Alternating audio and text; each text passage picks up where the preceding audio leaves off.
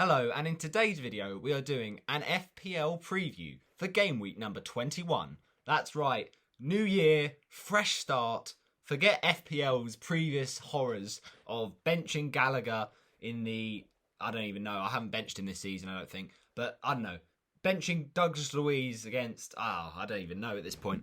Selling Gallagher against Man City and Everton, benching Bernardo Silva, benching Ramsdale, benching Foster, benching Antonio. Forget all of those horrors, right? Because 2022 is going to be a fantastic year. Not just for FPL, but I'm going to do well in my exams. I'm going to do well in life. I'm going to just be bossing it, right? That's what I'm saying. So, let's try and get down to a more FPL level. Let's stop being philosophical about my life. But if you do go on to enjoy this FPL preview, do smash a like on it. Happy New Year, of course. 2022. Many returns, hopefully, for everyone. But in terms of the matches this week, we got Arsenal v Man City. Interesting, for sure. Leicester Norwich. Ooh, those Leicester players looking tempting. Watford Spurs. Those Tottenham players looking tempting. Palace West Ham. Alright, don't mind too much. Brentford Villa. I could take it or leave it, to be honest. Everton Brighton.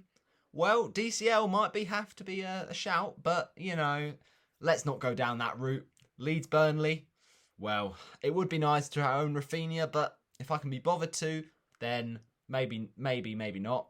Southampton Newcastle, not too bothered, to be honest. Chelsea Liverpool, go away, my Chelsea defenders. And Manchester United Wolves, well, this is a funny one. That should be Sue. Anyway, let's talk about my transfers for this week. So, what I was planning on doing was selling Reece James this week ahead of Liverpool. And you're probably thinking, yeah, do that. But let me show you my transfers. This is my team at this current point in time for game week number 21. Now, it's difficult because I almost kind of think James has to stay here. I mean, who would we get for those fixtures, right? The fixtures aren't amazing. We don't really want a Leicester defender because, alright, the fixture's good, but long-term, Leicester defence is not that good. Spurs defence, I've already got one in Ben Davies, and Joshua King as well. We've got King up against Davies, so you could argue I need to sell King, but you could also argue I need to sell James. But we'll talk about who I've sold this week, because they need to go, really, this week. So I don't really want this to turn into a monster minus points, because what I'm on at the minute for this game week 21 is a -4. And a -8, I could tolerate it after what we did in game week 19, but I can't tolerate a -12. I really can't. And I think these hits are so worth it because I've done all of this, made a fantastic team without the free hit chip, and it's not massively hurt my rank, to be fair, so I like it. I do. But what I will say is Reece James, he could easily score in any given week, right? I know that in the reverse fixture he got sent off against Liverpool, but that was just unfortunate, right? That was bad decision making. So game week 22 is when we have that Chelsea double, right? Well, do we though? That's the thing. I'm not sure we do. I think City is who they'll face, but I don't think they double against anyone else. And then after that, Chelsea blank. So, oh, it says they play Spurs. Hang on, how does that work? No, after that, Chelsea blank in 24 and 25. So actually, there's two fixtures, but it's bad fixtures anyway. I want to sell him in 21. I don't want him to be Liverpool. Should I really do the -8? Well, I think I've got no choice in the matter. So, that does leave me with a money total at the moment. I know it's not ideal, King versus Davies, right? But maybe I just bite the bullet. I could bench King and play Mora. That's fine. I don't mind about it. Obviously, triple Spurs against my own team is quite bad, but, you know, it is what it is. I can bench King this week, and then I could always bench James against Liverpool, right? But I think it's worth the transfer because I just don't want James going forward. So what I'm saying is my lineup will be Ramsdale. Obviously, I mean, it's difficult because you probably want to start Dallo in the game against Wolves, but let's say, right, Ramsdale's definitely going to start. Then the back four, I mean, I'm probably going to play Davies. I know that it's a bit weird because I've got King, so I'll probably bench King and play Davies so I get the Davies clean sheet. So I'll probably have Davies, Cancelo, Trent, and probably Dallo. So that's a back four.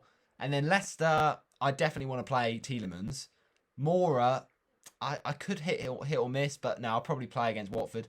And then Liverpool, they play Chelsea. So I don't like to bench Jota, but it's not the worst week to do it. And then obviously Man City, you kind of think, it's risky to bench any City asset, even if they got a top 6 side they're facing in Arsenal. So I'll probably play Bernardo Silva. So what I'm getting at here is I'm probably going to bench Jota, which is a bit of a weird one, right? Antonio v Palace, I've got to play for me. Ronaldo is every single week playing, and King is on the bench. So it's at the minute King, Jota, and possibly Bernardo. No, I can't do that to myself. All right, let's not bench Bernardo. Let's get in a defender who we're happy to bench this week. But then why would we transfer them in if we're not going to play them this week? That's what I think about. So it's hard to bench Bernardo, but it's equally hard to bench Dalot against Wolves. But I might actually have to be fair. Wolves could score in that game. I'm not too fussed about Dalot this week. He is a bench off Ollie. That's what we've got to remember and treat him as, Dalot. He's not one we have to play every week. So actually, we'll probably bench Dalot. We'll target a better fixture than Wolves. I think a better fixture than Wolves this week for a defender. To be fair, there's not a lot of choice, right? I get this. I'm not going to get Leicester, as I mentioned, but I actually could think about getting, although it's a bit of a weird one, I could get a Southampton defender, just because they've got Newcastle, and then next week they got Wolves. That's quite a nice run of games. And then the week after that, yeah, okay, it's not too bad, Spurs, but I don't know. I quite like that. Southampton defender is a bit out there, but it could help me this game week 21. Or I could just back some form of... It's tough. I could easily get Rudiger. Obviously, I sold Rudiger, so I could get Diaz in. But would you do it ahead of Arsenal? Maybe not. I don't know. I've got 6.4 in the bank, so I could, in theory, get Diaz, but I don't know. Is it worth it? I mean, the best defence in the league, who are we going to say it is? Is it Liverpool? Is it Chelsea? Or is it City? It's probably City, isn't it? Let's not, beat around the bush. So I'd probably get Diaz in, to be honest. Yeah, makes sense. I quite like that transfer. And if I don't have the funds for that by then, I'll probably just get, as I mentioned, a cheapie, like a Southampton defender or a Leeds defender. Because after Burnley, they've got West Ham. After that, they've got Newcastle, some quite nice fixtures for Leeds. So I'll probably get one of those 3 options. But as it stands, it's going to be Diaz. So that is a -8. I know it's not ideal for Game Week 21, but it is what it is, right? -8 in 19, -4 in 20, -8 in 21. Look, we're hits galore, but I know it's going to be worth it long term because when we do those free hits and everyone else has used up their wild card and their free hits, it's just going to be banter because, look, I know I'm taking hits, right? But it's fully worth it because everyone else, the argument is, right, oh, what's the difference of doing a free hit and a big hit points hit now than doing it later when you've already used your free hit? Well, for me, the difference is that a -8 is not a massive one, right? If I took a -16, then you'd be in trouble.